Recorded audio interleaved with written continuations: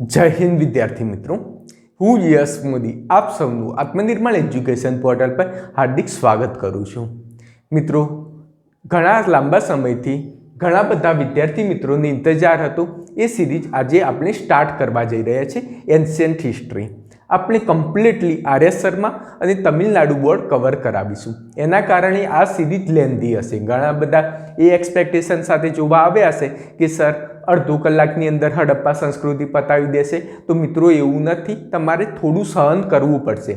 Knowledge મેળવવું હોય તો એક તો વાત સ્વાભાવિક છે કે દરેકે દરેક કોન્સેપ્ટ સમજવા પડશે। અત્યાર સુધી એન્શિયન્ટ હિસ્ટ્રી તમે જે રીતે ગોખવાની રીતે ભણ્યા હશો, પરંતુ આ સિરીઝ જોયા પછી તમને એકદમ બેઝિકથી નોલેજ આવશે અને તમે કદાચ પાસ્ટમાં જીપીએસસી મેન્સ લખી હશે અને આ સિરીઝ જોયા પછી જીપીએસસી મેન્સ લખશો તો તમારામાં ઘણી બધી એન્શિયન્ટ હિસ્ટ્રી પ્રત્યેના ક્વેશ્ચનને હેન્ડલ કરવાની નવી ટેકનિક પણ મળશે અને ઘણા બધા કોન્સેપ્ટ તમારા ક્લિયર થઈ જશે।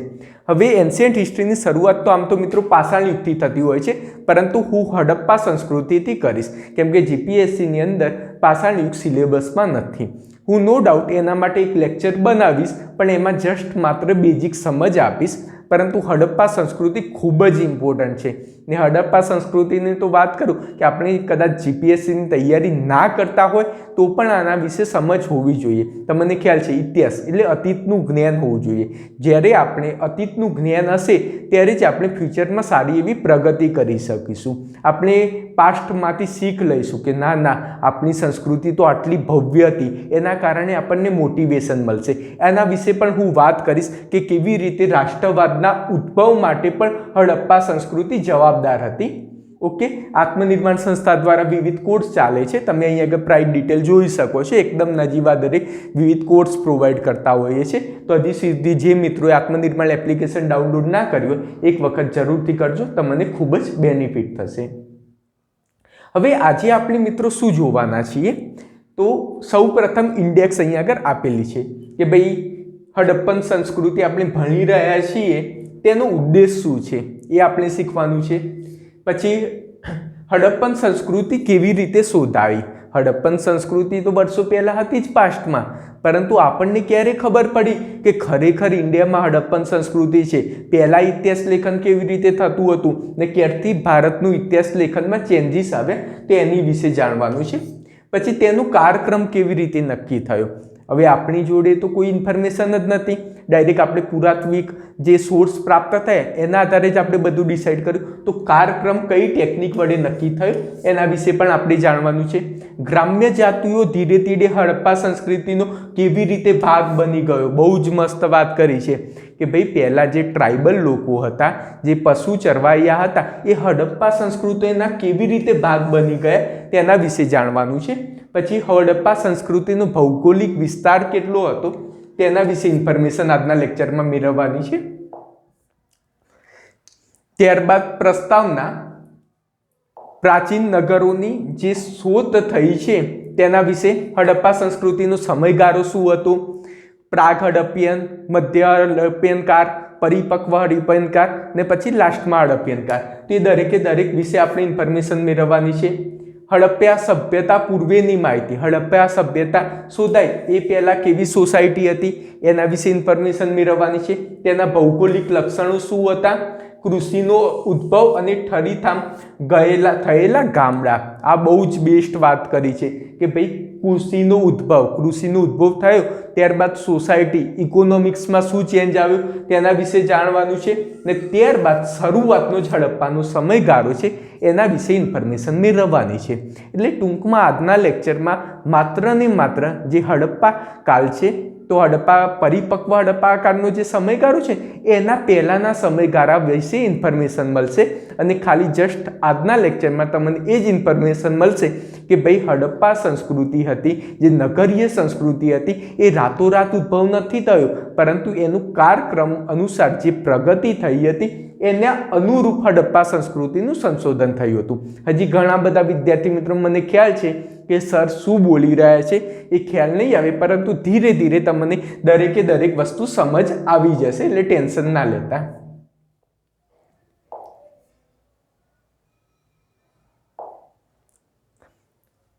ઓકે, હવે હડપ્પિયન સંસ્કૃતિની શરૂઆત કરતાં પહેલાં એન્શિયન્ટ હિસ્ટ્રીમાં આપણે શું ભણવાનું છે એના વિશે માહિતી આપી દઉં.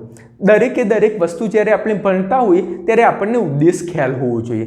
જેમ કે મોડર્ન હિસ્ટ્રીની વાત કરીએ તો આપણને એ ખ્યાલ છે કે મોડર્ન હિસ્ટ્રીમાં આપણે રાષ્ટ્રવાદનો ઉદય કેવી રીતે થયો અને ભારતને આઝાદી કેવી રીતે મળી અને ભાગલા કેવી રીતે પડ્યા, આ કોન્સેપ્ટ આધારે આખી આપણે મોડર્ન હિસ્ટ્રી ભણી. પરંતુ એન્શિયન્ટ હિસ્ટ્રીની વાત કરવા જઈએ તો મિત્રો એન્શિયન્ટ હિસ્ટ્રીમાં થોડો કોન્સેપ્ટ અલગ છે. એન્શિયન્ટ હિસ્ટ્રીમાં આપણે એ ભણવાનું છે કે ભાઈ આપણે ટ્રાઇબલ સોસાયટી મીન્સ આદિવાસી જીવનમાંથી આપણે કેવી રીતે વેલ ડેવલપ સોસાયટી તરીકે પ્રગતિ કરી. તમને એવો મનમાં તો પ્રશ્ન થવો જોઈએ કે આપણે તો શરૂઆતમાં આદિવાસી તરીકે હતા ને મૌર્ય યુગ આવતા આપણે કેટલી બધી પ્રગતિ કરી. તમે ગુપ્ત યુગની વાત કરો તો આજના સંદર્ભમાં પણ ચરક સંહિતામાંથી ઘણા બધા ટેકનોલોજી લેતા હોય છે કે નાના કોરોના ટાઈમે ચરક સંહિતામાં આ વસ્તુ કીધેલું છે તો એનો ઉપયોગ કરશે તો આપણને બેનિફિટ થશે. તો આનાથી આપણે એ શીખવાનું છે આટલા ટૂંકા ગાળા સમયમાં કેવી રીતે આટલી બધી પ્રગતિ કરી. તો એટલા માટે આપણે એન્શિયન્ટ હિસ્ટ્રી એકદમ બેઝિકથી સમજીશું કે દરેકમાં ચેન્જ કેવી રીતે આવ્યો. હવે મિત્રો તમને એક વાત જણાવવા માગું છું. એન્શિયન્ટ હિસ્ટ્રીમાં ચેન્જ જ્યારે તમારે જોવું હોય ત્યારે એની આર્થિક પરિસ્થિતિમાં ચેન્જ આવશે ત્યારે જ સામાજિક પરિસ્થિતિમાં ચેન્જ આવશે. એટલે મિનિંગ તમારે એ સમજવું પડશે કોઈ પણ યુગ ચેન્જ થાય ત્યારે એની ઇકોનોમિકમાં કેવી રીતે ચેન્જ આવ્યું. જો તમને એ ખ્યાલ આવી જશે તો તમે આગળની દરેક વસ્તુ સારી રીતે સમજી શકશો. ધારો કે તમને એક વાત કહું કે આપણે પાષાણ યુગ નવપાષાણ યુગ એ દરેક ભણતા હતા. તે વખતે તો વ્યક્તિ હતા તે તો ચરવાયા ટાઈપના હતા, ટ્રાઇબલ સોસાયટીમાં રહેતા હતા. કોઈ ભટકતું જીવન, એવું નહીં કે ભાઈ એક જ જગ્યાએ રહે, ગુફામાં રહે, કોઈ વખતે પહાડી ઉપર ચાલી જાય, ભૂખ લાગે ત્યારે શિકાર કરવા નીકળી પડે, આડેધડ જ્યાં ઈચ્છા થાય ત્યાં ફરવા માંડે. જ્યારે કૃષિની શોધ થઈ મિત્રો, તમે ધ્યાનથી સમજો, જ્યારે ઈસવીસન પૂર્વે 6000માં કૃષિની શોધ થઈ ત્યારે જે એ ભટકતું જીવન હતું એના બદલે એક સ્થાયી ગામડામાં રહેવા માંડ્યું. તો એનાથી મિનિંગ શું તમને ખ્યાલ આવ્યું કે ભાઈ કોઈ એક સારી એવી ઇકોનોમિક શોધ થાય ત્યારે આખું જે સામાજિક જીવન હોય છે એ બદલાઈ જાય છે. તો આ હડપ્પિયન સંસ્કૃતિના વિકાસમાં તો મેન શેના લીધે આ બધો વિકાસ થયો તો કૃષિની શોધ. જો ઈસવીસન પૂર્વે 6000માં કૃષિની શોધ જ ના થઈ હોય તો તમે એક વિચાર કરો કે ભાઈ ટ્રાઇબલમાંથી એક સ્થાયી જીવન કેવી રીતે પોસિબલ બને. તમે વિચાર કરો કે ભાઈ હું આદિવાસી જીવન હું ગુજારું છું તો મારે ખાવા માટે કંઈ તો કરવું પડશે ને, તો મારે ભટકતું જીવન કરવાનું, શિકાર કરીને કરવાનું. પરંતુ જ્યારે મને કૃષિનું નોલેજ થઈ જશે તો ના હવે તો મારે ક્યાં થોડુંક શિકાર કરવાની જરૂરિયાત છે. શાંતિથી ઘરે બેસીને જ્યાં આગળ નદી પટ્ટીઓ હશે, જ્યાં ફળદ્રુપ જમીન મેદાની વિસ્તાર હશે ત્યાં આગળ હું કૃષિ કરીશ, પાક આવશે ત્યાં આગળ રહેઠાણ કરીશ, મોટી સંરક્ષણ માટે આજુબાજુ મોટી દિવાલ બનાવી દઈશ જેના કારણે પશુઓ મારા પર અટેક ના કરે, ને સાથે હું પથ્થરના હથિયાર પણ બનાવી દઈશ જેના કારણે કદાચ પશુ આવે તો મને ભગાડતા ફાવે. તો આનાથી શું ખબર પડી કે કૃષિની શોધ એ સ્થાયિત્વ આપી. તો હડપ્પિયન સંસ્કૃતિના ઉદ્ભવ પાછળ જો સૌથી મોટું કારણ હોય તો કૃષિની શોધ હતી. ઈસવીસન પૂર્વે 6000માં મેહરગઢમાં કૃષિના નમૂના મળે. હવે આ તો મિત્રો કેવી વાત છે કે હડપ્પિયન સભ્યતા, તો હવે એવું ના કહે અત્યારે આપણને સંશોધનમાં ઈસવીસન પૂર્વે 6000માં મેહરગઢ મળેલું છે, કાલ ઉઠીને કદાચ બીજું સંશોધન થાય, કદાચ બીજી જગ્યાએ મળે તો કદાચ એ સાલમાં થોડું ચેન્જીસ થઈ રહેશે. તો એ ઇતિહાસ લેખન કેવી રીતે થાય છે એ 2 મિનિટ કહું, પછી ત્યારબાદ આપણે લેક્ચરની શરૂઆત કરી દઈએ છીએ. મિત્રો કોઈ પણ ઇતિહાસ લખવાની શરૂઆત થાય તો મને થાય કે સર આ હડપ્પિયન સભ્યતા વિશે, વૈદિક સંસ્કૃતિ વિશે આ લોકો કેવી રીતે બુકમાં લખતા હોય છે. તો મિત્રો ઇતિહાસમાં 2 રીતે સંશોધન થતા હોય. એક પુરાતત્વિક સોર્સ એટલે મીન્સ તમને ખ્યાલ હોય કે ભાઈ અવશેષો હોય, પછી આપણે એમ કહી શકીએ મોહેંજો-દડોમાં જે સ્નાનાગર મળ્યું, અથવા એમ કહીએ ભૌતિક વસ્તુની શોધ, સિક્કા, એના આધારે ઇતિહાસ લેખન થતું હોય તે પુરાતત્વિક સોર્સ કહેવાય.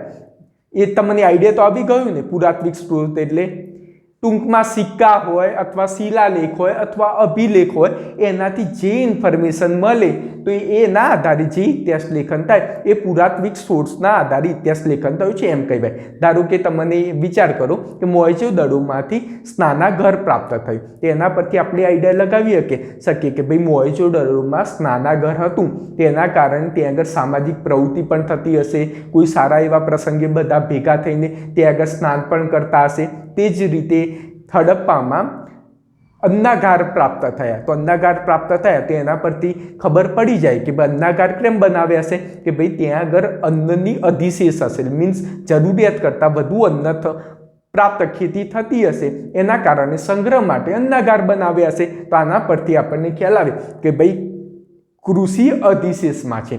પરંતુ જોડે જોડે સાહિત્યિક સ્ત્રોત પણ હોવા જરૂરી છે. એટલે મીન્સ સાહિત્ય, કોઈ બુક લખ્યું હોય, જેમ કે વિશાખા દત્તની મુદ્ર રાક્ષસ, મેગેસ્તીનીની ઇન્ડિકા, એ રીતે જુદી જુદી બુક પણ હોય છે. તો એ સાહિત્યિક સ્ત્રોત કહેવાય. એના આધારે જે ઇન્ફોર્મેશન મળે, જેના દ્વારા વિચારધારા આપણને ખ્યાલ પડતી હોય. પરંતુ આપણા માટે બહુ જ ખરાબ આપણી નસીબની વાત કહી શકાય કે હડપ્પિયન સંસ્કૃતિમાં લિપિ તો છે, એવું નથી કે ભાઈ ત્યાં આગળ લખાણ પોતાની લિપિ નથી, લિપિ તો છે, પરંતુ આજ સુધી આપણે એ લિપિને ઉકેલી નથી શકે. એના કારણે હડપ્પિયન સંસ્કૃતિમાં જેટલી પણ હું આગળ તમને ઇન્ફોર્મેશન જણાવી એ માત્ર ને માત્ર પુરાતત્વિક સ્ત્રોતના આધારે માત્ર ને માત્ર અંદાજ લગાવ્યો છે. મીન્સ કેવી રીતે, તમે એક સિમ્પલ વસ્તુ સમજો કે હડપ્પિયન સંસ્કૃતિ છે, તો આ સ્નાનાગારની જ વાત કરીએ. મોહેંજો-દડોમાં સ્નાનાગાર પ્રાપ્ત થયું. હવે હું ઇતિહાસ લેખન કરવા જાઉં છું તો મેં સ્નાનાગાર જોયું તો હું એમ વિચારી લઉં કે આ સ્નાનાગાર હતું એ કંઈ લોકો માટે નહોતું બનાવ્યું, આ તો રાજા અને એ મોટા મોટા લોકો હોય તો ત્યાં આગળ કોઈ પ્રસંગ વખતે ત્યાં આગળ હશે. પછી તમે કે ના ના, આ તો રાજા માટે નહોતું બનાવ્યું, આ તો બધા લોકો હતા, તો ધાર્મિક પ્રસંગો એ માટે. પછી કદાચ કોઈ આવે કે ભાઈ આ સ્નાનાગાર છે જ નહીં, આ તો કોઈ પણ એમ કહેવાય કે કંઈ અલગ વસ્તુ જ છે, આખી ડિફરન્ટ. ત્યારે દરેક પોતાના મત મુજબ કહેતા હોય, તો આના પરથી આપણે શ્યોરિટી ના કહી શકીએ કે ભાઈ પાસ્ટમાં આ જ હતું, પરંતુ ઇતિહાસકારના મત મુજબ. એટલા માટે જ્યારે હડપ્પિયન સંસ્કૃતિની આપણે જીપીએસસી મેન્સમાં પણ વાત કરતા હોઈએ ત્યારે દાવા સાથે ના કરી શકીએ. ઇતિહાસકારે જે પુરાતત્વિક સાક્ષ્ય પ્રાપ્ત થયા એ મુજબ આ ઇતિહાસકારના મત અનુસાર આવી વસ્તુ હોઈ શકે એ શબ્દ વાપરવાનું, આવું હશે એ રીતનું. કંઈક એમ નહીં કે ના આ જ હશે, કેમ કે આપણને માત્ર ને માત્ર પુરાતત્વિક સ્ત્રોત જ પ્રાપ્ત થયા છે, આપણને એમની કન્ફર્મ જાણકારી નથી. એટલા માટે આપણી જોડે કોઈ જ પ્રકારના સાહિત્યિક સ્ત્રોત નથી, આપણે લિપિ ઉકેલી શક્યા નથી. એટલા માટે જે પણ અહીંયા આગળ હું તમને ઇન્ફોર્મેશન આપીશ એ માત્ર ને માત્ર પુરાતત્વિક સ્ત્રોતના આધારે ઇન્ફોર્મેશન આપીશ. ઓકે, હવે એક સેકન્ડ વાત હતી કે રાષ્ટ્રવાદના ઉદય. મિત્રો, રાષ્ટ્રવાદનો જે ઉદય થયો એમાં હડપ્પિયન સંસ્કૃતિ કેવી રીતે ભાગ ભજવ્યો એ વિશે ઇન્ફોર્મેશન આપી દઉં કે આમાં હું થોડી વાર પછી હું કહેવાનું જ છું, પરંતુ તમને જણાવી દઉં. કદાચ તમને આ ટાઈપનું કોન્સેપ્ટ કદાચ કોઈ પૂછે કે તમે હડપ્પિયન સંસ્કૃતિ વિશે ભણ્યા તો ખરા, પરંતુ ભારતના રાષ્ટ્રવાદના ઉદય અને હડપ્પિયન સંસ્કૃતિ જોડે શું લેવા દેવા છે? તો મિત્રો, હડપ્પિયન સંસ્કૃતિ હતી એક નગરીય સભ્યતા, એટલે શહેરી સભ્યતા. શહેરી સભ્યતા હોય એટલે મીન્સ તમે સમજી શકો છો, ટેકનોલોજીની રીતે બધી રીતે એકદમ ઉપર. ઈરાકની વાત કરીએ એ સમયની વખત ઇજિપ્ત, મિસ્રની સંસ્કૃતિ એ બધા કરતાં પણ ટેકનોલોજીની રીતે બહુ જબરજસ્ત સંસ્કૃતિ હતી.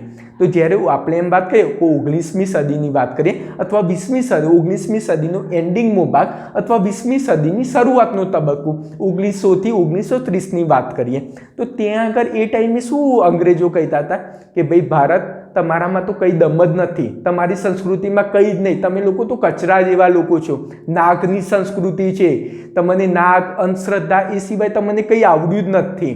તમે જુઓ કે મધ્ય પૂર્વ એશિયામાં નગરીય સભ્યતા હતી, તમારા ત્યાં કંઈ જ નહોતું, કંઈ જ.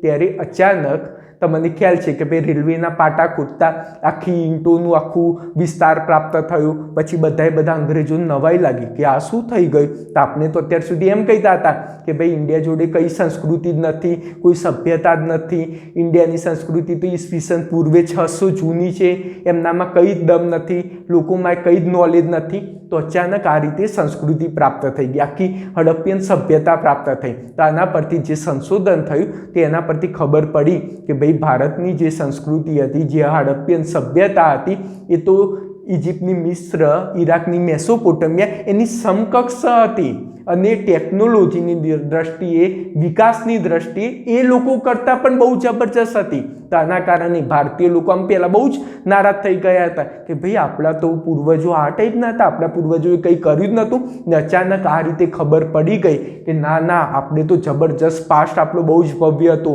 આપણા ત્યાં પણ નગરીય વ્યવસ્થા હતા, આપણા ત્યાં પણ ગટર વ્યવસ્થા હતી, લંબમાં રસ્તા હતા, આપણી જોડે પણ અત્યારથી જ પહેલાં પાસ્ટની વાત કે આભૂષણો હતા, માતૃદેવી પ્રકૃતિ પૂજાના કોન્સેપ્ટ તો પાસ્ટમાં બી હતા, આપણી જોડે તો ડ્રેનેજ સિસ્ટમ હતી જે વિશ્વમાં કોઈ પણ જગ્યાએ નથી, ગટર વ્યવસ્થા એટલી મસ્ત હતી તો વિશ્વમાં કોઈ પણ જગ્યાએ એવી ગટર વ્યવસ્થા જોવા નથી મળતી. તો આનાથી શું થશે કે લોકોમાં એક પ્રાઉડ આવશે. અત્યાર સુધી લોકોના મનમાં પોતાનું નીચ ભાવ સમજતા હતા, જ્યારે કોઈ પણ વ્યક્તિ ગુલામ ત્યારે જ બને જ્યારે પોતાને નબળો સમજે. તો આ શોધ થયા પછી ધ્યાનથી સમજો કે લોકોમાં પ્રાઉડ ફીલ થવા માંડ્યું કે ના આપણે તો શ્રેષ્ઠ જ છીએ. અંગ્રેજોની પોતાની સંસ્કૃતિ નહીં, અંગ્રેજોને તો પોતાની સંસ્કૃતિ જેવું કંઈ જતું જ નહીં, સભ્યતા જેવું નહોતું. હમણાં એ લોકો તો ઉગ્યા છે ને આપણે તો વર્ષો પુરાની. જ્યારે એ લોકોને કંઈ ખબર નથી પડતી ત્યારે તો આપણા ત્યાં બહુ જ મસ્ત નગરીય સભ્યતા હતી. તો આનાથી આપણને પ્રાઉડ તો ફીલ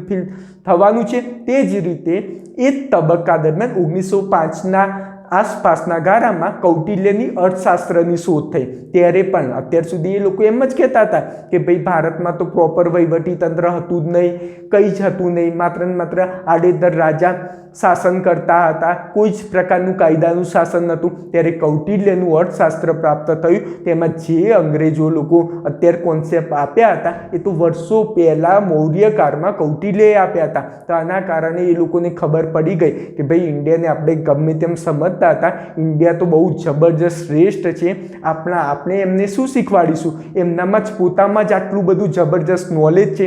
ને આ વસ્તુ જ્યારે ઇન્ડિયાના લોકોને ખબર પડી, પહેલાં એ લોકો તો છુપાવતા હતા, લોકો સમક્ષ આપતા જ નહોતા. તમને ખ્યાલ હશે કે ભાઈ ઈસવીસન 1853માં જ્યારે પાટા ખોદતી વખતે ટ્રેન બનાવવા હોય, પાટા ખોદતા ત્યારે આ વસ્તુની ખ્યાલ આવ્યો હતો.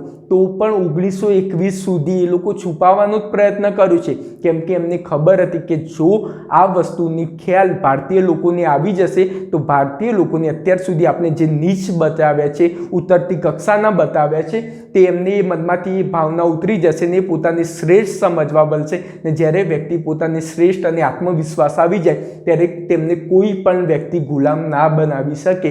એટલે એમને ખબર પડી કે હવે મારીને ભગાડવાના છે. તે જ રીતે કૌટિલ્યનું અર્થશાસ્ત્રના શોધે પણ આપણી વહીવટી તંત્રની રીતે આપણામાં બહુ જબરજસ્ત નોલેજ છે એ ખ્યાલ આવી ગયો. એટલા માટે ટૂંકમાં આઈડિયા આવી ગયો કે ભાઈ રાષ્ટ્રવાદના ઉદ્ભવમાં જબરજસ્ત ભાગ ભજવ્યો. એટલા માટે હડપ્પિયન સંસ્કૃતિ એટલા માટે આપણે ભણવી જરૂરી છે કે ભાઈ લોકોને એ વખતે કપડાં પહેરતા પણ બ્રિટિશરો, યુરોપના લોકોને નહોતા આવડતા. એ સમયગાળા દરમિયાન ઇન્ડિયામાં કેટલું શ્રેષ્ઠ હતું, કેટલી નગર આયોજન એકદમ વેલ પ્લાનિંગ હતું, એ આપણે સમજવાનું છે.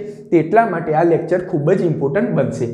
તો હવે હડપ્પિયન સભ્યતાના શોધ પછી બદલાયેલા ઇતિહાસના ખ્યાલો. તો મેં વાત કરીને કે પહેલાં ઇતિહાસના પુસ્તકની શરૂઆત ઈસવીસન પૂર્વે 12મી સદીથી થતી હતી, એટલે મીન્સ વૈદિક યુગથી જ થતી હતી. તો એ બદલાઈ ગયું કે હવે ભાઈ હડપ્પિયન સભ્યતાથી શરૂ થવા માંડી. ત્યારબાદ શહેરોની શોધ ઈસવીસન પૂર્વે 600ની આસપાસ ઉદ્ભવ્યા હોય તેવું માનવામાં આવતું હતું. તે જે મહાજનપદ પિરિયડ હોય ને એ દરમિયાન શહેરોનો ઉદ્ભવ થયો હતો એવું માનવામાં આવતું હતું. તો આખો આ ખ્યાલમાં ચેન્જીસ આવી ગયું. હવે પ્રસ્તાવના કે ભાઈ માનવજાતનો વિકાસ શિકારી સમાજમાંથી કૃષિ સમાજમાં કેવી રીતે થયો. બહુ જ મસ્ત વાત કરી કે ભાઈ માનવજાતનો વિકાસ શિકારી સમાજમાંથી કૃષિ સમાજમાં કેવી રીતે થયો. તો મેં વાત કરીને કે પહેલાં એ લોકો શિકારી જીવન એટલે પશુપાલક ને એ બધું ચરાવતા હતા ને ગમે ત્યાં ગુફા પહાડી વિસ્તારમાં રહેતા હતા. પરંતુ એમને ખેતીની શોધ પ્રાપ્ત થઈ કે ભાઈ ના આ રીતે ખેતી થાય છે. એ ખેતીની શોધ પ્રાપ્ત થયા પછી એ સ્થાયી જીવન જીવવા માંડ્યા. ત્યારબાદ એમની જોડે ટાઈમ પણ વધવા માંડ્યો. તે રીતે જે પહેલાં ભટકતું જીવન હતું એના બદલે કૃષિ સમાજમાં ચેન્જીસ આવ્યો. તમે સિમ્પલી સમજી શકો કે ભાઈ કૃષિની શોધ થાય તો કૃષિની શોધ થવાથી એક આમ આઈડિયા, આ બધું હિસ્ટ્રી ગેસ જ કરવાનું છે. તમે સિમ્પલી વિચારો કે આદિવાસી જીવન વ્યક્તિ રહેતા હતા, અચાનક એમને કૃષિની શોધ થઈ હશે. તે લોકો ક્યાં રહેતા હશે કે ભાઈ નદી કિનારે રહેતા હશે, જ્યાં આગળ ફળદ્રુપ જમીન હોય, મેદાની વિસ્તાર હોય, ત્યાં જ રહેતા હોય, ત્યાં જ ખેતી થાય. ત્યાં આજુબાજુ શાંતિથી રહેતા હશે, ખેતી કરતા હશે. પછી ખેતી કર્યા પછી એમને આરામથી ખાવાનું મળી જતું હશે, તો બસ ત્યાં આગળ ખાઈને પછી જે ખાવાનું અધિશેષ થતું હશે તો જે એ ખાવાનું હશે તો બીજા લોકો જે ટ્રાઇબલ સોસાયટી હોય એમની જોડે પણ ખાવાનું વ્યવહાર કરતા હશે બાર્ટર સિસ્ટમ દ્વારા. ત્યાં આગળ ધીરે ધીરે એ આમ કહેવાય કે ભાઈ ત્યાં આગળ કદાચ કોઈ પ્રકૃતિ આફત આવતી હશે તેવો પ્રદેશ બીજી જગ્યાએ શોધવા જતા હશે.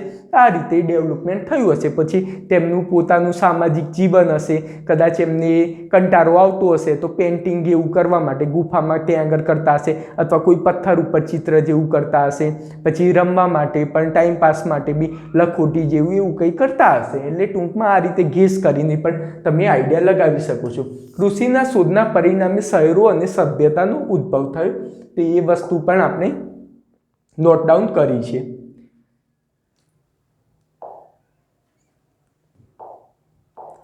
હવે પ્રાચીન શહેરની શોધ. તો પ્રાચીન શહેરની શોધ કેવી રીતે થઈ તે માટે તો સૌ પ્રથમ આપણા જ્યાં સુધી મત અનુસાર છે ઇતિહાસકારના, તો સૌ પ્રથમ પ્રયાસ છે એ ચાર્લ્સ મેસને કર્યો હતો. ઈસવીસન 1826માં હડપ્પા નામના ગામની મુલાકાત લીધી. તેને દિવાલો, ઘણી જૂના વસાહતોના મિનારાઓની નોંધ કરી. તે માનતો હતો કે આ શહેર મહાન એલેક્ઝાન્ડર વખતનું હોવું જોઈએ. હવે ચાર્લ્સ મેસન હતો, હડપ્પા ગામે ગયો તો ત્યાં આગળ એમને જોયું કે ભાઈ ઊંચા ઊંચા મિનારાઓ, મોટી મોટી ઈંટો પ્રાપ્ત થઈ. તો આના પરથી એમને લાગ્યું તો ખરા કે ભાઈ આ વસાહત બહુ જૂની છે. તો પરંતુ અંગ્રેજ છે એ પોતાનું નીચું તો ના જ દબાવવા દે કે ના ના આ તો થોડું આ ભારતીયોની આટલી જૂની સંસ્કૃતિ હોઈ શકે, આ તો એલેક્ઝાન્ડર છે એને વસાવ્યું હશે શહેર, એ હશે. કંઈ ભારતીયોની હડપ્પે નગર વ્યવસ્થા એવું કંઈ નહીં હોય, એટલે કંઈ ટેન્શન લેવાની જરૂર નથી. એટલે એને એટલું બધું ધ્યાન ના દોર્યું. ત્યારબાદ એ જ જગ્યા પર એલેક્ઝાન્ડર કનિંઘહામ આવ્યો. ઈસવીસન 1872માં હડપ્પા ગામની મુલાકાત લીધી. તેમને પુરાતત્વીય અવશેષો એકત્ર કર્યા. તે માત્ર એટલું સમજી શક્યો કે આ અવશેષો કદાચ ભારતની બહારના હશે. તો આ પણ તો અવશેષો પ્રાપ્ત થયા. તેમને તો કેવું કે ભાઈ એલેક્ઝાન્ડર કનિંઘહામના મનમાં બી કે ભાઈ આપણે પાછું આ બધું બહાર લાવી દઈશું તો પાછું ભારતના લોકોમાં જાગૃતિ આવી જશે. કે ના ના આ અવશેષો હશે એ મધ્ય એશિયાના લોકો કદાચ જોડે લાવ્યા હશે તો કદાચ એ પ્રકારના હશે, આ ભારતના લોકોના તો ના જ હોઈ શકે. એમને પણ ઇગ્નોર કરી આ શહેરની શોધ વિશે. ત્યારબાદ જ્હોન માર્શલ આવ્યા 1924માં. હડપ્પા ગામની મુલાકાત લીધી ને આ સભ્યતા મેસોપોટેમિયા જેટલી જૂની છે તેવું એમને જાહેર કર્યું. બહુ જ મસ્ત વાત કરી. ત્યારબાદ જ્હોન માર્શલ આવ્યા. તો જ્હોન માર્શલે બહુ જ ઇન્ટરેસ્ટ પડ્યું કે ભાઈ આ લોકો જોવા ગયા હતા, આવી જૂની વસાહત મળી. આડેધડ આ લોકોએ કોઈ પણ કાર્બન ડેટિંગનું સંશોધન કર્યા વિના ડાયરેક્ટ એમ કહી દે છે કે ભાઈ એલેક્ઝાન્ડર વખતની હતી, બહારના લોકો આવીને વસ્યા હતા. એ રીતે પ્રોપર સંશોધન તો થવું જોઈએ ને કે ભાઈ ખરેખર આ વસ્તુ શું હતી. તો જ્હોન માર્શલે સંશોધન કર્યું કાર્બન ડેટિંગ પદ્ધતિ દ્વારા. તેમને ખબર પડી. તમે જુઓ કે હડપ્પા સંસ્કૃતિનો સમય, પ્રાચીન સમયમાં કોઈ ઘર પડી જાય તો તેની ઈંટો અને માટી લોકો પોતાના ઘરનો પાયો બનાવવા વાપરતા અને તેના ઉપર બીજું મકાન થતું. બહુ જ મસ્ત વાત કરી છે કે પહેલાં કેવું હતું કે ઘણી જગ્યાએ તમે એમ વિચારી લો કે ઘણા બધા ભૂકંપના લીધે ઘર ધ્વસ્ત થઈ જાય, ત્યાં આગળ ઈંટો, પાયા બધું કમ્પ્લીટ છે. તો ઘણા લોકો કદાચ બીજા લોકો ત્યાં આગળ રહેવા આવે તો એ લોકો એ જ કરે કે ભાઈ એ ઈંટો પાયાનો ઉપયોગ કરી એની ઉપર જ પોતાનું ઘર બનાવી દે. તો અમને જે જ્હોન માર્શલે છે એમને નોંધ્યું કે ભાઈ જે કુષાણ યુગના સમયના લોકો હતા, બૌદ્ધ ધર્મના જે લોકો મઠો બનાવતા હતા એ આ ઈંટોનો ઉપયોગ કરીને જ બનાવતા હતા. જો આપણે એની અંદર એકદમ પાયામાં જઈએ તો આપણને ખ્યાલ આવી જશે કે ના ના અહીં આગળ કોઈ સભ્યતા હોવી જોઈએ. તો આ રીતે જ્હોન માર્શલે શોધી કાઢ્યું કે બૌદ્ધ મઠના નીચેના મકાનો કુષાણ સમય કરતાં પણ વધારે જૂના હોવા જોઈએ. તો આના પરથી એમને તર્ક લગાવ્યો ને પછી ત્યારબાદ એમને કાર્બન ડેટિંગ પદ્ધતિ વિના કાર્બન ડેટિંગ પદ્ધતિનો ઉપયોગ કરીને જોયું તો તેમને ખબર પડી ગઈ કે ના આ તો ખરેખર બહુ જ એકદમ ઓલ્ડ સભ્યતા છે. હવે પ્રાગ હડપ્પન અને હડપ્પન સંસ્કૃતિની કાલગણના એટલે મીન્સ આપણે હડપ્પન સંસ્કૃતિની કાલગણના કેવી રીતે કરતા હોઈએ છીએ એ વિશે. તો પહેલાં ઈસવીસન પૂર્વે 5500થી ઈસવીસન પૂર્વે 3500 નૂતન પાષાણકાર.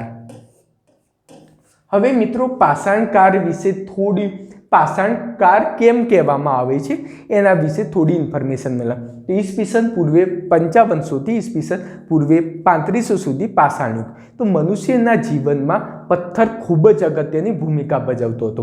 તમે વિચાર કરો કે એ વખત આપણી જોડે શસ્ત્ર લોખંડની શોધ કંઈ જ નહોતું થયેલું. આપણા માટે જે હતું આપણા બચાવ માટે પથ્થર જ હતો આપણા માટે ઇમ્પોર્ટન્ટ. તો એટલા માટે કદાચ તમે કાલ ઉઠીને કોઈ જગ્યાએ શાંતિથી રહો છો, ખેતીની શોધ થઈ ગઈ છે ઈસવીસન પૂર્વે 6000માં, અહીંયા આગળ કાલગણના ઈસવીસન પૂર્વે 5500 લખેલી છે. આ જે પણ ઇન્ફોર્મેશન આપી છે ઇન્દિરા ગાંધી જે નેશનલ યુનિવર્સિટી ગવર્મેન્ટની ઓથેન્ટિક બુકમાં જે સાલ લખી છે એ જ આપી છે.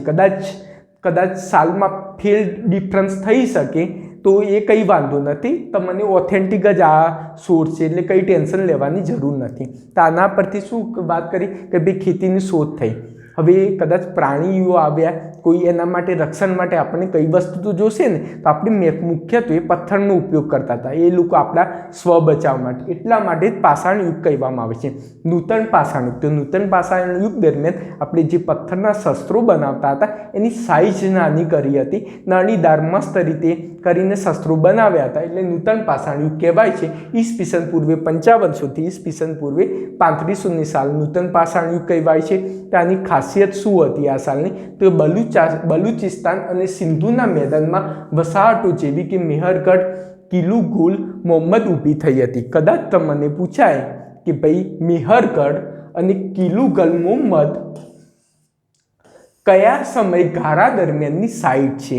કયા સમયગાળા દરમિયાનની સાઇટ છે? પાસ્ટમાં પણ આ ટાઈપનો પ્રશ્ન પૂછાઈ ગયેલો છે.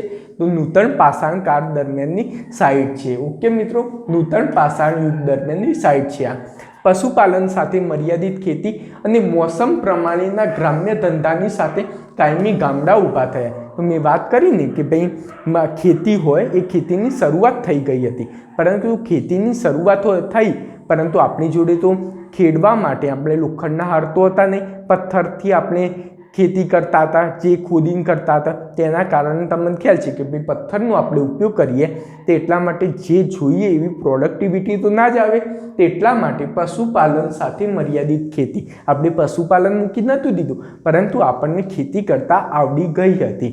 મિત્રો એ આપણે સમજવાનું છે. એટલે કદાચ તમને પૂછાય કે ભાઈ જે નૂતન પાષાણકાળ દરમિયાન હતા તે વખતે પશુપાલન નહોતું થતું, તો ખોટી વાત છે. પશુપાલન સાથે મર્યાદિત ખેતી થતી હતી અને મોસમ પ્રમાણેના ગ્રામ્ય ધંધા સાથે કાયમી ગામડા ઊભા થઈ ગયા હતા. તો કાયમી ગામડા એટલા માટે જ ઊભા થયા કે ખેતીની શોધ થઈ હતી.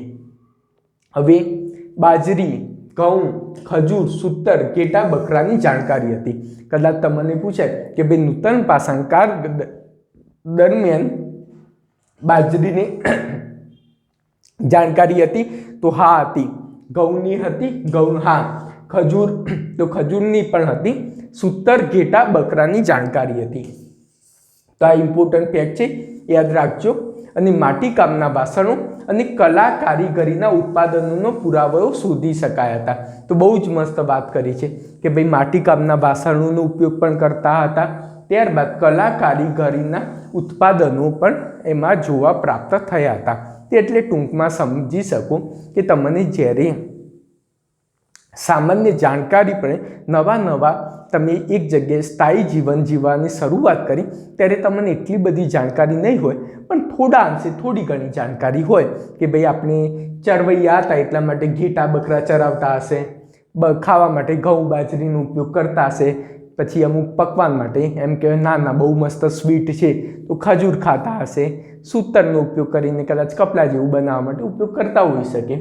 માટીકામના વાસણો અને કલા કારીગરીના ઉત્પાદન, નવરા બેસ્યા છે કંઈ ખાવા માટે કોઈ મૂકવું તો પડે ને, તો માટીકામના વાસણો બનાવે છે. આ કંઈ નોર્મલ વસ્તુ છે, આમાં કંઈ મોટી વસ્તુ નથી, કેમ કે આપણે હજી તો શરૂઆતનો તબક્કો છે. મિત્રો, આપણે એ જ સમજવાનું છે ઈસવીસન પૂર્વે 6000માં ખેતીની શોધ થઈ. આટલા ટૂંકા સમયગાળા દરમિયાન આપણે કેવી રીતે પરિપક્વ હડપ્પાકારમાં આવી ગયા, કેવી રીતે આપણને બહુ જબરજસ્ત જાણકારી અને જબરજસ્ત આપણે શહેરી વ્યવસ્થા ઊભી કરી દીધી, જે આજના સંદર્ભે પણ આપણે એવી વાતો કરીએ છીએ. અત્યારે આજના સંદર્ભે પણ જીપીએસસી મેન્સને પણ પ્રશ્ન પૂછાવા પડે છે કે ભાઈ હડપ્પિયન સંસ્કૃતિ જોડે, સભ્યતા જોડેથી આપણે શું શીખ લઈ શકીએ. તે એટલી જબરજસ્ત વસ્તુ કેવી રીતે પોસિબલ બની, તે માટે આપણે ધીરે ધીરે આમ વિકાસનો જે તબક્કો જઈ રહ્યો છે એ સમજવો પડે. તે જ બતાવે છે કે ભાઈ ઈસવીસન પૂર્વે 5500થી ઈસવીસન પૂર્વે 3500 સુધીમાં શું આવી ગયું, આપણી પાસે સ્થાયી ગામડા આવી ગયા. લોકો આ ટાઈમને છૂટા છૂટા રહેવા માંડ્યા અને થોડી ઘણી ખેતી કરવા માંડ્યા. ઈચ્છા થાય ત્યારે આ રીતે પશુપાલન કરવા નીકળી જતા હશે. પછી બીજી જગ્યાએ કોઈ રહેતા હશે, મળતા હશે, ઓહો ભાઈ તમે આવ્યા, તો પેલું હા ભાઈ અમે આવ્યા, કે ના તો આપણે કે આપણી સાઈડ બી સારી એવી વસાહત ઊભી કરી છે, આપણે પણ ખેતી કરીએ છીએ.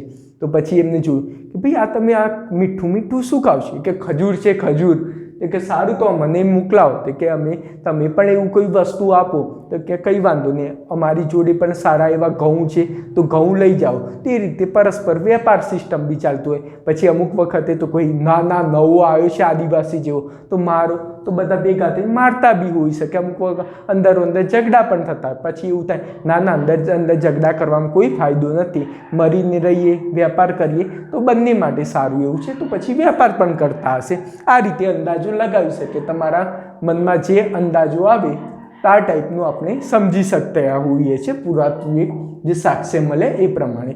પછી પારંપરિક હડપ્પાકાર, આજે આપણે જે ભણવાનું છે, જે સાઇડ વિશે ભણવાની છે, ઈસવીસન પૂર્વે 3500થી 2600 દરમિયાન પારંપરિક હડપ્પા. હું ગેરંટી મારું છું, તમે કેટલા બી લેક્ચર જોયા હશે, કોઈ જગ્યાએ પ્રારંભકાલીન હડપ્પા અને પરિપક્વ હડપ્પા કાળ વચ્ચે સંબંધ નહીં, ઇન્ટરલિંક કેવી રીતે હશે એક કોન્સેપ્ટ બતાવું છું, એ નહીં જ કીધું હોય, ગેરંટી આપી દઉં છું. ને તમે જોવું હોય તો જેટલા બી લેક્ચર હોય ગુજરાતમાં અથવા કોઈ બી જગ્યાએ જોવા હોય તો તમને છૂટ છે.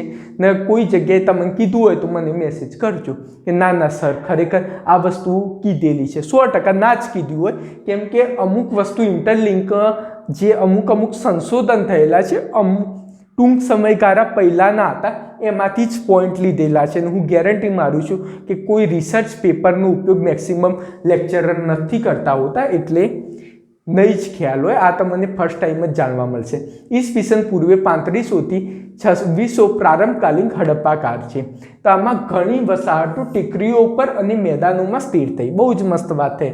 તો ઘણા લોકો હતા એ ટેકરીઓ ઉપર વસે અને ઘણા લોકો મેદાન ઉપર વસ્યા હતા. તાંબુ, પૈડું અને હળનો ઉપયોગ કરતા હતા. મેં વાત કરી ને કે ભાઈ ખેતી કરવા માટે હળનો ઉપયોગ કરે. પછી તે તબક્કા દરમિયાન તાંબાની પણ શોધ થઈ હતી. કદાચ તમને પૂછાય કે ભાઈ પ્રારંભકાલીન હડપ્પાકાર દરમિયાન હળની શોધ થઈ હતી, તો હા મિત્રો, હળની શોધ થઈ હતી. આમાંથી સ્ટેટમેન્ટવાળા જ પૂછાય. પૈડાની શોધ થઈ હતી, તો હા થઈ હતી. તાંબાની શોધ થઈ હતી, હા થઈ હતી. તો આ રીતે યાદ રાખજો. આ રીતનું તમને સ્ટેટમેન્ટ વાઇઝ પૂછાશે, લોકોને નહીં આવડે. કદાચ જીપીએસસીમાંથી હવે ફેક્ચ્યુઅલ બેઝ, તો ફેક્ચ્યુઅલ બેઝ માટે આપણે પીડીએફ આપેલી જ છે, એ કરજો. અને જે સ્ટેટમેન્ટવાળા માટે આ લેક્ચર ખૂબ જ ઇમ્પોર્ટન્ટ બનશે. આના ઉપરથી તમારા કોન્સેપ્ટ ક્લિયર ઉપરથી તમે સ્ટેટમેન્ટ હોય એ દરેક સોલ્વ કરી શકશો. અનાજના કોઠાર, રક્ષણાત્મક દિવાલો અને લાંબા અંતરના વેપારની પ્રવૃત્તિ પણ સાંપડે છે. ધીરે ધીરે ગામડા હોય પરિપક્વ બનતા ગયા. એક જગ્યાએ બહુ જ મસ્ત ગામડાના વસાહતની વાત કરીને કે ધારો કે સમજો અહીંયા આગળ ગામડું છે, બીજું અહીંયા આગળ ગામડું છે, અહીંયા આગળ ઘણા બધા લોકો વસે છે, મેદાનો અને અહીંયા આગળ નદી હશે. આપણે જે વાયવ્ય દિશા છે ને, સપ્ત સિંધુ પ્રદેશ, એની આજુબાજુમાં રહેતા હશે આ રીતના. ને ત્યાં આગળ ગામડા બનાવ્યા હશે આ રીતના ભાગમાં.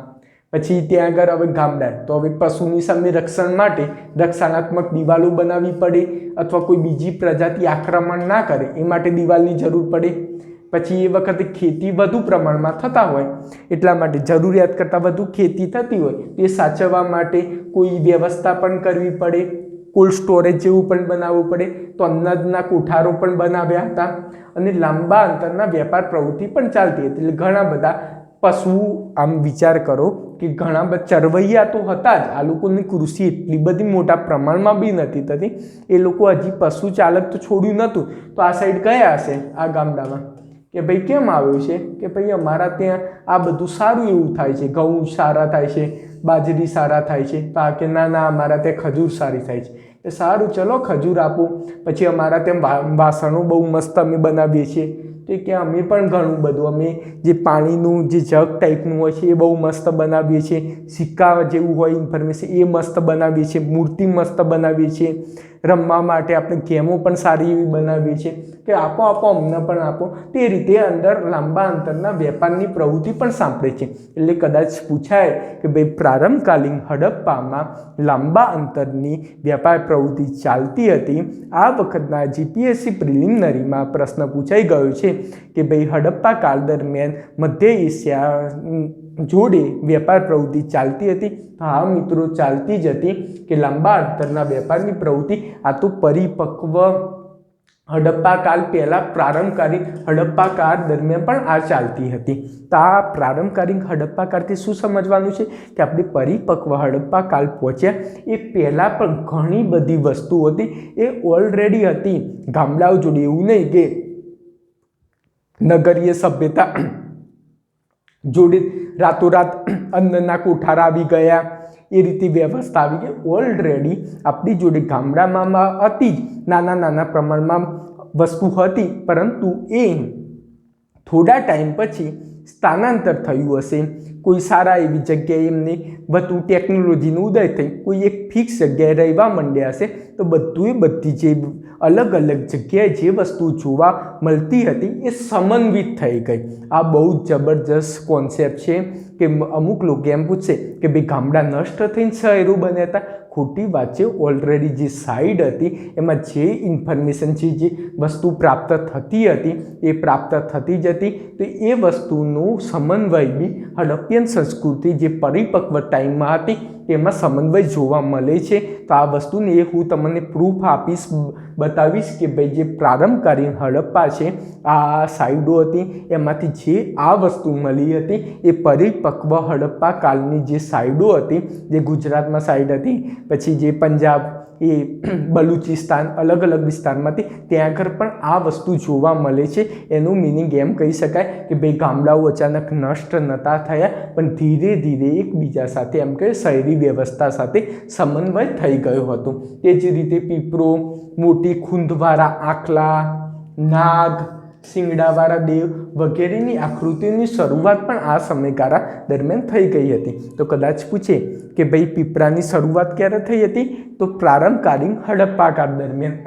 તે જ રીતે મોટી ખૂંદવાળા આખલાની શરૂઆત ક્યારે થઈ હતી કે ભાઈ પ્રારંભકાલીન હડપ્પા કાળ દરમિયાન થઈ હતી. ઓકે મિત્રો, હવે એ રીતે ઈસવીસન પૂર્વે 2600 થી 1800 દરમિયાન પરિપક્વ હડપ્પિયન કાળનો સમય. એટલે પરિપક્વ એટલે બહુ જ મસ્ત ટેકનોલોજીવાળી બહુ જ મસ્ત શહેરો બની ગયા. તો મોટા શહેરોનો ઉદ્ભવ થઈ ગયો. મેં વાત કરી એક સરખા પ્રકારની ઈંટો, એક સરખા પ્રકારની ઈંટો આપણને સૂચવે છે કે ભાઈ એ લોકો જોડે માપનું નોલેજ હશે, ગણિતનું નોલેજ હશે, જે એક સરખા પ્રકારની ઈંટો કહે છે. વજનિયા, મુદ્રા, મણકા, માટીના વાસણો પણ પ્રાપ્ત થયા. તો આના પરથી શું કદાચ તમને પૂછે કે ભાઈ પરિપક્વ ક્યારે મોટા શહેરોનો ઉદ્ભવ થયો હતો, તો પરિપક્વ હડપ્પા કાળ દરમિયાન થયો હતો. ઈસવીસન પરિપક્વ હડપ્પા કાળનો સમયગાળો શું હતો, ઈસવીસન પૂર્વે 2600 થી 1800. ઘણી જગ્યાએ અલગ અલગ લખાય છે અને ઘણી જગ્યાએ ઈસવીસન પૂર્વે 2350 થી 1700 આપ્યું હોય છે, પરંતુ એ ઇતિહાસકારના અલગ અલગ મત છે. પરંતુ આપણે ઓથેન્ટિક જે બુક આપેલી છે એમાં આ ઇન્ફોર્મેશન આપેલી છે. એટલે સાલ બાબતે તમે અહીંયા આગળ આવ્યા છો, કોઈ ટેન્શન લેવાની જરૂર નથી. મારી જોડે જે પણ મેં નોટ્સમાં, લેક્ચરમાં જે પણ સાઇટ કીધું હશે, જે પણ ઇન્ફોર્મેશન આવેલી હશે, એકદમ ઓથેન્ટિક બુક ગવર્મેન્ટ સોર્સની છે. એટલે આંખો બંધ કરીને તમે એના ઉપર વિશ્વાસ કરી શકો છો. પછી પશ્ચાતકાલીન હડપ્પાકાર। તો તમને ખ્યાલ છે કે ભાઈ હડપ્પિયન સભ્યતા શહેરો બહુ જ મસ્ત આરામથી એમ કહેવાય ને કે બહુ જબરજસ્ત રીતે ચાલતા હતા। અચાનક કંઈ પણ વસ્તુ બની હશે કે ભૂકંપ આવ્યો અથવા એવું કહેવાય છે કે ભાઈ દુષ્કાળ પડ્યો, આવા ઘણા બધા કોન્સેપ્ટ છે, અથવા વિદેશી લોકોએ આર્યોએ આક્રમણ કર્યું, એવી જુદી જુદી થિયરી ચાલે છે। એના કારણે હડપ્પિયન સંસ્કૃત સભ્યતાનું ધીરે ધીરે નાશ થતો। ઘણા હડપ્પન સ્થળો ત્યજી દેવાયા, આંતર પ્રદેશોનો વેપાર ઘટવા માંડ્યો, લખાણ અને શહેરી જીવન ત્યજી દેવાયું, માટીના વાસણોની પ્રણાલી અપનાવી। પંજાબ, સતલુજ, જમુનાના દોઆબ અને ગુજરાતના ગ્રામ્ય સંસ્કૃતિએ હડપ્પાની કલા કારીગરી અને માટીના વાસણોની પ્રણાલી બનાવી। એટલે ટૂંકમાં એવું કહેવાય છે કે ભાઈ હડપ્પિયન સભ્યતા દરમિયાન બહુ જ મસ્ત શહેરો વિકસ્યા હતા, પરંતુ અચાનક કોઈ આમ કહેવાય કે આખું 200 થી 300 વર્ષ દરમિયાન કોઈ તો એવી ઘટના બની છે, કદાચ પ્રાકૃતિક કોઈ આબોહવા પરિવર્તન। હમણાં જ તાજેતરમાં નવું કંઈ રિસર્ચ પેપર આવ્યું હતું, એમાં એવું કહેવામાં આવ્યું હતું કે એ દરમિયાન આબોહવા પરિવર્તન થયું હતું, જેના કારણે હડપ્પિયન જે શહેરો હોય તેમને છોડવાની આમ કહેવાય છે એ રીતનું ઉદ્ભવ્યું। દરેકે દરેક જગ્યાના નાશ થવાના અલગ અલગ કારણ હતા। તે માટે ધીરે ધીરે એ શહેરોમાંથી ગ્રામ્ય તરફ આવવા માંડ્યા। જેમ કે આપણે કોરોનાનો ટાઈમ સમજીએ, અત્યારે બહુ જ મસ્ત શહેરોમાં રહીએ છીએ, અચાનક કોરોના જબરજસ્ત ફેલાઈ ગયો, શહેરોમાં લોકો મરવા માંડ્યા, તો આપણને એવું થશે ને કે ના બહુ જ મસ્ત શહેરોમાં આપણે તો રહેતા હતા, બહુ જ મોટી મોટી બિલ્ડિંગો હતી, પછી અચાનક શું થઈ ગયું તો ગામડા તરફ જવા માંડ્યા। તો પછી એ જ વસ્તુ એ આપણે એ જ કોન્સેપ્ટ પ્રમાણે કદાચ આપણા પછીના સમજો ને કે 10,000 વર્ષ પછીના લોકો આવતા હશે, પછી આપણી સાઈડ હોય તો અત્યારે આપણે કોરોનાને એક જબરજસ્ત રીતે વિચારી લઈએ કે કોરોના એકદમ જબરજસ્ત પીક લેવલે ફેલાઈ ગયો છે, તો પછી અચાનક એવો પીક લેવલે ફેલાવ્યો છે તો આપણે ગામડા સિવાય બચવાના કોઈ ચાન્સ નથી। ખેતરોમાં એકદમ સોશિયલ ડિસ્ટન્સ સાથે રાખીએ તો બચી શકીએ। તો આ રીતે શહેરો બહુ જબરજસ્ત, આમ મુંબઈને એ બધામાં તો તમને ખ્યાલ છે કે કેટલી જબરજસ્ત સ્પીડ હોય, તો બધા શહેરમાંથી ગામડા તરફ આવવા માંડ્યા। તો આનાથી શું થયું કે ભાઈ શહેરો હતા એમનું ધીરે ધીરે ને કદાચ આ તો કોરોનાના લીધે કદાચ ત્યાં આગળ પછી કોઈ ભૂકંપ જેવી અથવા કોઈ જબરજસ્ત ઘટના બની, સુનામી જેવી, આખું નષ્ટ થઈ ગયું। તો એ લોકો ન હશે કે ના આ તો મુંબઈ જેવું જબરજસ્ત શહેર હતું ને અચાનક એ લોકોને શું થયું હશે, તો બધા પોતપોતાની જાતે અલગ અલગ થિયરી આપવા માંડે। અમુક લોકો કહે હશે કે ભાઈ મુંબઈ તો દરિયા કિનારે હતું, કદાચ સુનામી આવી હશે, અમુક કહેશે બહુ જબરજસ્ત કોઈ રોગચાળો ફાટી નીકળ્યો હશે, અમુક લોકો એવું કે તૃતીય વિશ્વયુદ્ધ જેવી કોઈ મોટી પરિસ્થિતિ થઈ હશે, પરસ્પર યુદ્ધ થયા હશે, એના કારણે આવું નષ્ટ પામ્યું હશે। તો આવા જુદી જુદી થિયરીઓ આવે। હવે આપણને તો ખ્યાલ ના હોય કે ભાઈ કેવી રીતે નષ્ટ થઈ, પણ ટૂંકમાં નષ્ટ થઈ, પણ નષ્ટ થાય વસ્તુ બરાબર,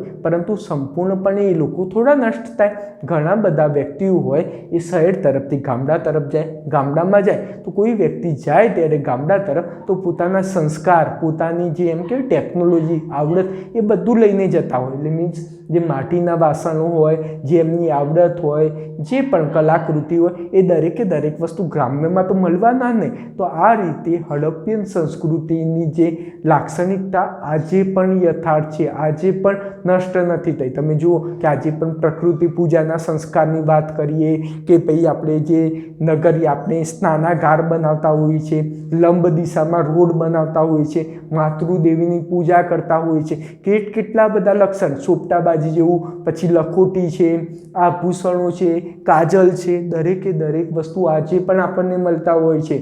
આજે સૌથી મોટી ખાસિયત તો શિવલિંગની પૂજા કરતા હોય છે। તો આ બધું આપણે ક્યાંથી શીખ્યા કે હડપ્પિયન સભ્યતાથી। તો દરેકે દરેક વસ્તુની પાછળ કઈ લોજિક હોય, પ્રકૃતિની પૂજા કરતા, તો કદાચ એ લોકો એવું પણ બની શકે કે ભાઈ પ્રકૃતિ આ રીતે બહુ જબરજસ્ત સુનામી જેવી, નદીમાં પૂર આવ્યું એવી ઘટના બહુ જ બધી થતી હશે, તેમના કારણે એમને બહુ જ સારું એવું શહેર ડેવલપ કર્યા પછી પણ એમને સ્થાનાંતર કરવાની સ્થિતિ આવતી હશે, તેના કારણે એ લોકો પ્રકૃતિની પૂજા કરતા હશે કે પ્રકૃતિ અમારું રક્ષણ કરો, અમે અહીંયા આગળ તમારે ભરોસે આવ્યા છીએ, તો તમે આ રીતે પૂર ના આવવા દો, અમે તમને કઈ જ પ્રકારના હેરાન નહીં કરીએ, નુકસાન નહીં કરીએ. તે માટે પ્રકૃતિ પૂજાનો કોન્સેપ્ટ બહાર આવ્યો છે ને ખરેખર કોઈ અંશે ઇફેક્ટિવ હશે તો જ પૂજા કરતા હશે, એમ તો નહીં કરતા. દરેકે દરેક સંશોધન, દરેકે દરેક આપણને કદાચ અંધશ્રદ્ધા લાગી શકે છે, પરંતુ દરેકે દરેક વસ્તુ કોઈ પણ એમ આજના જમાનામાં નથી કરતું. ધારો કે તમે એમ કહો સૂર્યને નમસ્કાર કરતા હોઈએ છીએ, પાણી ઓરતા, તો ઘણા બધા કે સૂર્યને પાણી ચડાવવાથી શું થાય, પરંતુ એમનો ટેકનોલોજીકલ કંઈ એમને બેનિફિટ એ સમયગાળા દરમિયાન થતું હશે ત્યારે જે કંઈ કરતા હશે. કોઈ પણ વ્યક્તિ એમ કોઈ જ કાર્ય નથી કરતું હોતું, તેના પાછળ લોજિક હોય છે ને અમુક ટાઈમ પછી આપણે એ લોજિક સમજવામાં એમ કહેવાય કે યોગ્ય રીતે વધુ ઇન્ટેલેક્ચ્યુઅલ બની જતા હોઈએ છે. તે લોજિક નથી સમજી શકતા ને પોતાને વધુ ફોરવર્ડ સમજતા હોય છે, પરંતુ લાસ્ટમાં તો પછી આટલો મોટો શોધ થયા પછી પણ લાસ્ટમાં આપણે ચરક સંહિતા શોધવા જવી પડે છે. આપણી શોધ બતાવે છે કે ભાઈ આપણે વિકાસ તો બહુ જબરજસ્ત કરી દીધો છે, પરંતુ રિયાલિટીમાં વિકાસ કેટલો કર્યો, આપણી જોડે નોલેજ કેટલું છે, તો આપણને જોવા મળશે કે જે વસ્તુ અત્યારે આપણે કરી છે 99% પહેલાં પણ હતી. લોકશાહીની વાતો કરો તો ઘણી બધી જગ્યાએ લોકશાહીનો પહેલાંથી તમે મહાજન પદ વાંચશો તો ઘણી જગ્યાએ વિદિશા હતું, એ જગ્યાએ ઓલરેડી લોકશાહી હતી. ઘણી બધી મોટી મોટી વાતો આપણે અત્યારે કરતા હોઈએ છીએ, એ બધું ઓલરેડી પાસ્ટમાં હતું, પરંતુ એનો કોન્સેપ્ટ આપણને સમજવો જરૂરી છે. એટલા માટે તો આ દરેકે દરેક વસ્તુ પરિપક્વ વિશે ઇન્ફોર્મેશન મેળવી આપણે. પછી પહેલું, શા માટે તેની હડપ્પિયન સભ્યતા કહેવામાં આવે છે? કદાચ ઇન્ટરવ્યૂમાં સામાન્ય પ્રશ્ન પૂછી શકાય. તો ભાઈ ઇતિહાસ લેખનનું એક ટેવ છે કે ભાઈ જ્યાં સંસ્કૃતિની સૌપ્રથમ અસ્તિત્વમાં આવી તે નામથી ઓળખવામાં આવે છે. તો જ્યાં આગળ સૌપ્રથમ સાઇટ મળી હોય એ જગ્યાએ, ભલે હડપ્પા નદી કિનારે મેક્સિમમ સાઇટ ના હોય, પરંતુ આપણને જે જગ્યાએથી મેક્સિમમ પુરાવા આપણે શરૂઆત શોધની થઈ હોય તે નામ પરથી ઓળખાય. પછી ભલે ને પછી બીજી નદી જોડે મેક્સિમમ પુરાવા મળતા હોય, એનાથી કોઈ જ મતલબ નથી. એટલે એ સંસ્કૃતિ કદાચ કાલ ઉઠીને કોઈ બીજું સંશોધન થાય તો ગુજરાતમાંથી એના પહેલાં અવશોધ મળે તો એને ગુજરાતની સંસ્કૃતિ કહેવાય. પછી ભલે ગુજરાતમાંથી ના મળે, પરંતુ શરૂઆત ગુજરાતથી થઈ છે એટલા માટે ગુજરાતની સંસ્કૃતિ કહેવાય. એ રીતે હડપ્પામાં થઈ હતી એટલે હડપ્પાની સંસ્કૃતિ કહેવાય. હડપ્પા સભ્યતાની પૂર્વેની માહિતી, તો પ્રાચીન કાળમાં શહેરો ઉદ્ભવ્યા તે પહેલાં લોકો ગામોમાં વસતા હતા. આ બહુ મસ્ત ભાઈ, જે શહેરો ઉદ્ભવ્યા આગળ વાત કરી, નાના ગામોમાં રહેતા હતા. કૃષિ કોમની ઉત્પત્તિનો સૌથી જૂનો પુરાવો પાકિસ્તાનના બલુચિસ્તાન પ્રદેશના બેલન ઘાટ પાસે આવેલ મેહરગઢમાંથી મળ્યું છે. કદાચ મેહરગઢ ઓપ્શન્સમાં ના આપેલું હોય તો બેલન ઘાટ આપ્યો હોય તો એ ટીક કરી શકો છો. ઈસવીસન પૂર્વે 5000ની આસપાસ લોકોનું કામ ચલાઉ રહેઠાણ સ્થિર ગામડામાં ફેરવાઈ ગયું. બહુ જ મસ્ત વાત કરી છે કે ભાઈ કૃષિની શોધ થઈ એના કારણે 1000 વર્ષની અંદર જ સ્થિર ગામડામાં, પહેલાં આડીધડ લોકો વસતા હતા, ફરતું જીવનના બદલે સ્થિર ગામડામાં ફેરવાઈ ગયું. આ સ્તરના લોકો ઘઉં, બાજરી, કપાસ અને ખારેક પણ પકવતા હતા. એ મેં આગળ વાત ઓલરેડી કરી ચૂક્યા છે. મેહરગઢના લોકો માટીના ઘરમાં રહેતા હતા. ઈસવીસન પૂર્વે 3000માં નાના અને મોટા ગામડાઓ સિંધુ, બલુચિસ્તાન, અફઘાનિસ્તાનના પ્રદેશની આસપાસ ઊભા થયા હતા. તો એના પાછળનું કારણ તે વિસ્તાર મેદાની પ્રદેશ હતો. બહુ જ મસ્ત વાત હતી કે ભાઈ આ જે સિંધુ, બલુચિસ્તાન, અફઘાનિસ્તાનનો પ્રદેશ હતો ને તો મેદાની પ્રદેશ હતો. પછી અમુક પહાડી જેવું ટાઈપનું પણ હતો. એના કારણે અમુક લોકો પ્રાણીઓથી બચવા માટે એ વિસ્તારમાં પણ રહેતા હતા. બાજુમાં નદીના કારણે પાણી પણ મળી રહે, ખેતી પણ થઈ શકે ને સંતાવું હોય તો પહાડીઓમાં પણ જઈ શકાય. એટલા માટે તે સિંધુના પૂરવાળા ફળદ્રુપ મેદાનના કારણે સંખ્યાબંધ વસાહતો વધવા લાગી. ધીરે ધીરે નાના નગરો વિકાસ પામ્યા. તો બહુ જ મસ્ત, સિંધુના પૂરવાળા ફળદ્રુપ મેદાનના કારણે સંખ્યાબંધ વસાહતો વધવા લાગી અને ધીરે ધીરે નાના નગરોનો પણ વિકાસ થયો હતો. તો વાત મેં કરી કે ભાઈ ફળદ્રુપના મેદાનના કારણે ખેતીની સારી એવી પ્રોડક્ટિવિટી થઈ, એના કારણે ધીરે ધીરે નગરોનો પણ વિકાસ થયો હતો.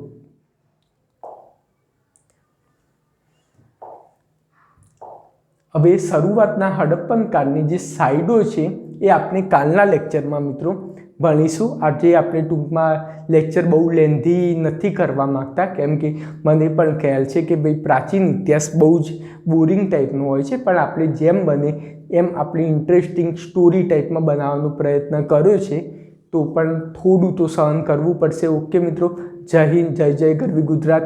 જે મિત્રો હજી સુધી આત્મનિર્માણ યુટ્યુબ ચેનલ સબસ્ક્રાઈબ ના કર્યું એક વખત જરૂરથી કરજો, અને લેક્ચર કેવો લાગ્યો કોમેન્ટ બોક્સમાં જરૂરથી જણાવજો. જય હિન્દ.